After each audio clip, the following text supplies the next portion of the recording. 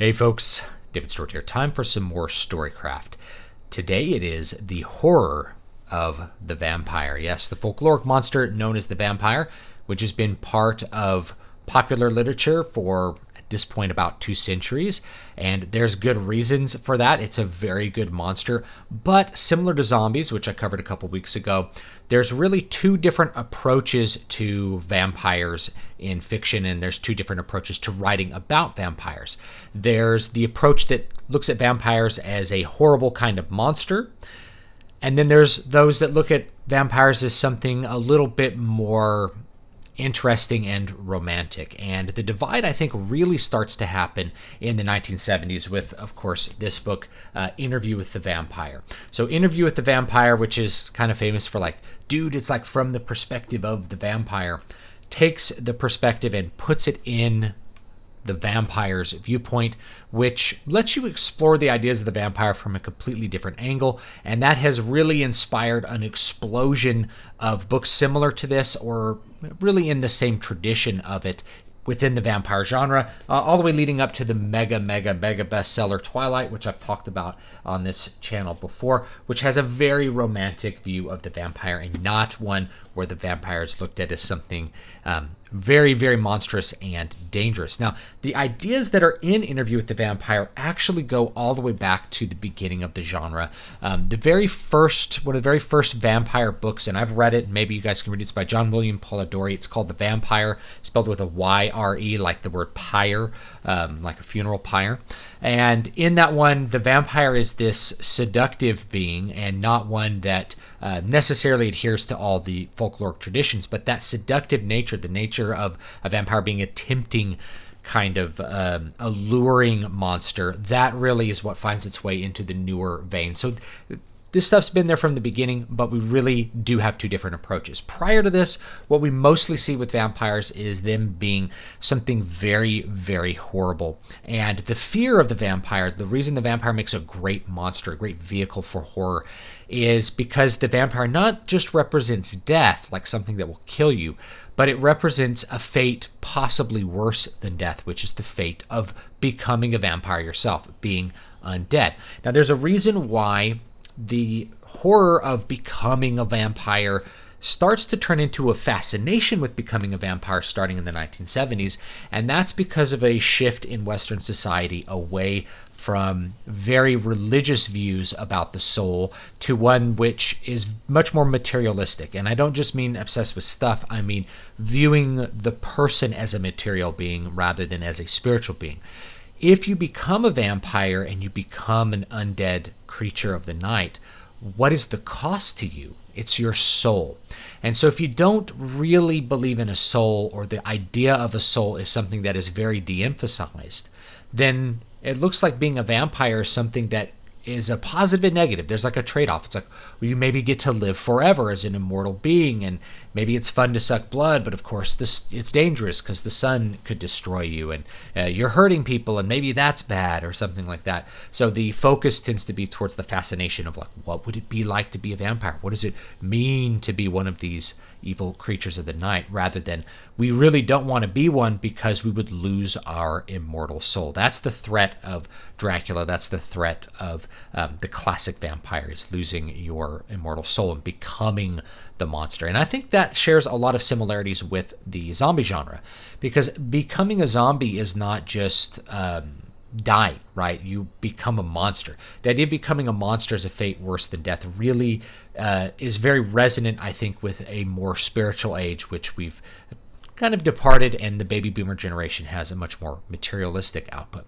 And once you have Interview with the Vampire, then you can start to have ideas like the alluring, lustful nature of the vampire becomes something that is really a vehicle for romance. When we get to Twilight, there's really a whole genre now of like vampire romance fiction where the object of love is a vampire, in a sense. They're beautiful, but maybe they're pale, right? Or they represent strength, danger. They're dangerous to you, which can be alluring, and they're powerful. And of course, it's alluring to want to be a vampire, but as part of the thing in Twilight is like, I don't want to make you a vampire because we're like, it's bad to be vampire. We're like soulless evil things. So that's really where that emphasis begins to change. There's so many classic vampire movies, there's so many classic vampire books, it's impossible to talk about all of them. But if you are writing a vampire book, chances are you're going to think in one of these two directions. Another one that's interesting where zombies and vampires really cross over is with the book I Am Legend. If you've never read I Am Legend, the author was, I had to write it down because it's been so long, Richard Matheson, that's right. And in it, you have the last guy on Earth surrounded by vampires, like a vampire apocalypse. Well, this transfers into zombies. We have a zombie apocalypse. In this one, the vampires were very fascinating because they start to construct their own vampire society, and he's a legend because he's the last man. He's like a monster to the vampires because he goes around killing them. So the idea of the vampire plague spreading out and taking over everybody and turning everybody into a vampire, that one seems to be, it might have existed before this. I can't really think of any examples, but that's where it starts to spread. We even see it pop up with Stephen King's Salem's Lot. That's actually a vampire book that came out, I believe, after Interview with the Vampire, but it follows more classic vampires, which is the vampires are monsters. You don't really want to be a vampire. The entire town ends up becoming like vampires. It's not a bad vampire book. I actually have a little bit of affection for it. It's Stephen King's second published book, I think, but it doesn't have an ending, just to warn you. There's not really much of an ending at all to Salem's Lot. It's I think he just didn't know how to like tie it up. Everybody, the survivors kind of leave the town and we're like, well, are the vampires going to spread out all over the earth? Another really interesting one from more recent times that I think actually crosses all of these and is similar maybe in some ways to I Am Legend is the Distrain Trilogy, which was written by Guillermo del Toro and another writer, another ghostwriter whose name is escaping me right now. But there's 3 books: The Strain, The Fall, and what was the last one called? Like Eternal Dark or something, or I'm trying to remember what the name of the last one is. But it's a good 3-book set. I've read it. The first one is more like the spreading of a vampire plague. They take a more scientific approach to vampires, which is something that is present in I Am Legend. And the vampires are spread with like these bloodworms that come in and infect you, and you turn into a monster. You don't want to be a vampire in the Distrain Trilogy. There's nothing alluring about it. You become a withered, horrible thing with like a wattle hanging off your neck and like red eyes. You become inhuman. It transforms you into an inhuman monster, and even your genitals fall off. So any kind of lustful allure to that gets transformed into a horror of, I don't want to become a terrible monster like that. Then it transfers over into apocalyptic fiction where everything is collapsing and they're trying to stop the vampires from taking over and executing their plan. Of course, there's like a master vampire who's doing the whole thing. And they actually fail in that book, which is a great thing to do for a midpoint book, just kind of like with Empire Strikes Back. For if you're doing a trilogy, the middle book, it's good to have a failure so that you have something for all the heroes to reflect on and grow on, and something big for them to do in the third installment. And then the third installment is post-apocalyptic, kind of like I Am Legend. The vampires have taken over, and then there's like some survivors trying to fight it. So you get 3 really different, interesting snapshots from the genre with that trilogy. And I actually enjoyed it quite a bit, so you can check that one out. I think I got the ebooks pretty cheap.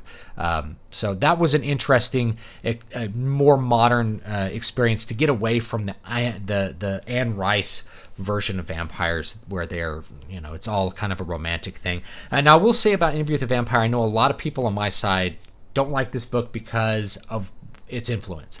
But it's actually, in my opinion, it's a very well-written book. I think the first 3 books in the Vampire Chronicles are good and worth reading. And the reason that I say the first 3 and not all of them is that after you get past the 3rd one, you have a thing where you've answered all the mysteries. We've uncovered all the mysteries of the alluring origins of the vampires and what's going on with them.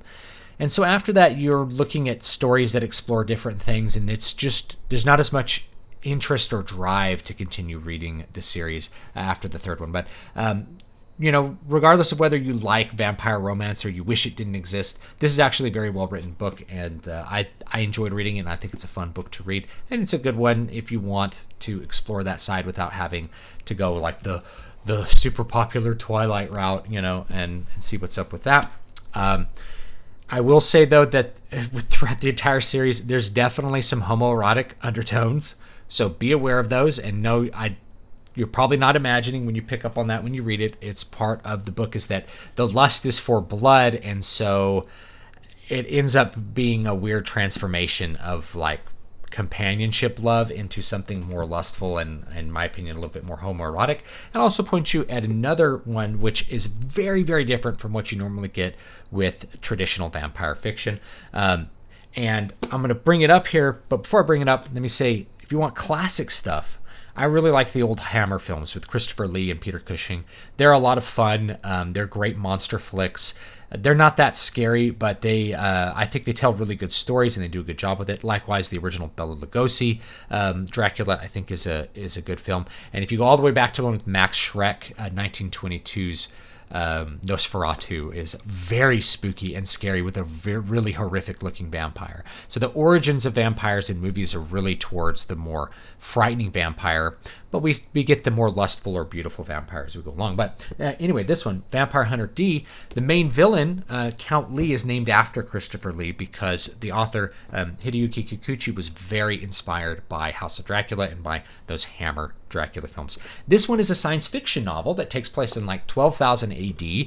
And there's already been an apocalypse. There was a vampire overlord society which was then overthrown, and you're living in kind of a post-apocalyptic world where vampires, rather than being these kind of overlords that ruled over humanity and treated them like cattle, have been relegated back into their more folkloric position of being sort of legendary menacing lords up on the hills above medieval cities.